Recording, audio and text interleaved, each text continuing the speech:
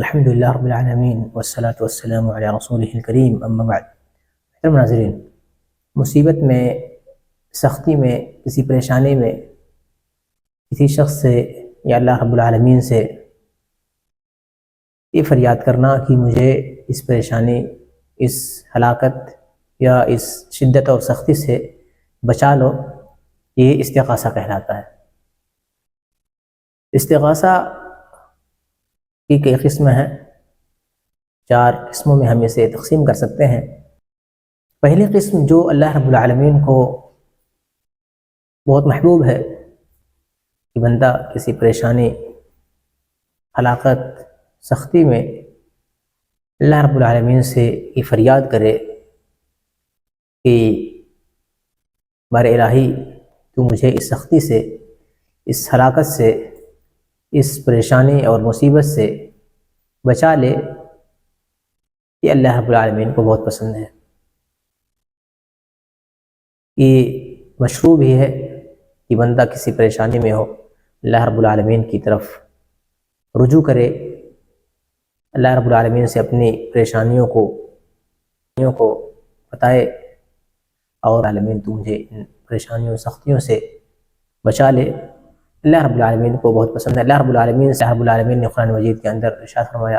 اذ تستغیثون ربکم فاستجاب لکم، یعنی اللہ کے رسول صلی اللہ علیہ وسلم نے جو استغاثہ کیا ہے اللہ رب العالمین نے قرآن مجید کے اندر کیا ہے، تو یہ چیز بہت ہی محمود ہے، اللہ رب العالمین کو محبوب ہے، پسند ہے۔ کوئی بھی پریشانی ہو تو ایک انسان کو اللہ رب العالمین کی طرف پلٹنا چاہیے۔ دوسری قسم یہ ہے کہ بندہ کسی سختی میں، پریشانی میں کسی میت سے یا کسی زندہ شخص سے جو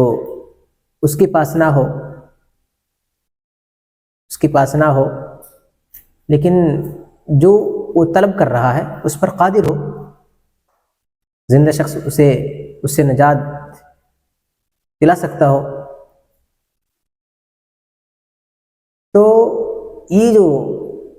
استغاثہ یا یہ شرک ہے۔ کسی میت سے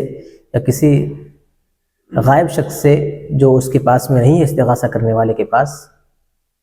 شخص کے پاس، لیکن اس چیز پر قدرت رکھتا ہے، تو ایسا شخص شرک کر رہا ہے جو کہ بہت ہی بڑا جرم ہے۔ اللہ رب العالمین نے قرآن مجید کے اندر ارشاد فرمایا امن یجیب المضطر اذا دعاہ ویکشف السوء، یعنی پریشانی اور مصیبتوں میں اللہ رب العالمین کے علاوہ کون ہے جو ایک مضطر، پریشان حال کی فریاد کو سنتا ہے اور اس سے نجات دیتا ہے۔ تو یہ قسم کہ کسی میت سے یا کسی غائب شخص سے جو اس کی پریشانی کو دور کرنے پر قدرت رکھتا ہے، اگر ایسے شخص کو وہ پکارتا ہے پریشانی میں تو یہ شرک کر رہا ہے اور یہ بہت ہی بڑا گناہ ہے، کیونکہ مردہ شخص یا ایسا زندہ شخص جو فریاد رسی پر قدرت تو رکھتا ہے، تو اس کی پریشانی یا اس کی مصیبت یا اس کی ہلاکت سے نکالنے کی قدرت تو رکھتا ہے، لیکن چونکہ وہ وہاں اس وقت موجود نہیں ہے، اس سے پریشانی سے نجات طلب کرنا مردہ سے نجات طلب کرنے ہی کی مانند ہے۔ اور جو شخص ایسا کرتا ہے کسی مردہ سے یا کسی زندہ غیر حاضر شخص سے کہ اللہ رب العالمین کی ربوبیت میں کسی اور کو شریک کرتا ہے، جیسا کہ اللہ رب العالمین نے قرآن مجید کے اندر ارشاد فرمایا امن یجیب المضطر اذا دعاہ ویکشف السوء، یعنی اللہ رب العالمین ہی ہے جو کسی مضطر کو، پریشان حال کو اس کی پریشانی سے، اگر کسی دوسرے ایسے شخص سے جو غیر حاضر ہے، گرچہ وہ اس پر قدرت رکھتا ہو، یا مردے شخص سے اگر کوئی شخص یہ طلب کرتا ہے تو گویا کہ وہ شرک کر رہا ہے، اور یہ بہت ہی بڑا گناہ ہے۔ اللہ رب العالمین ہمیں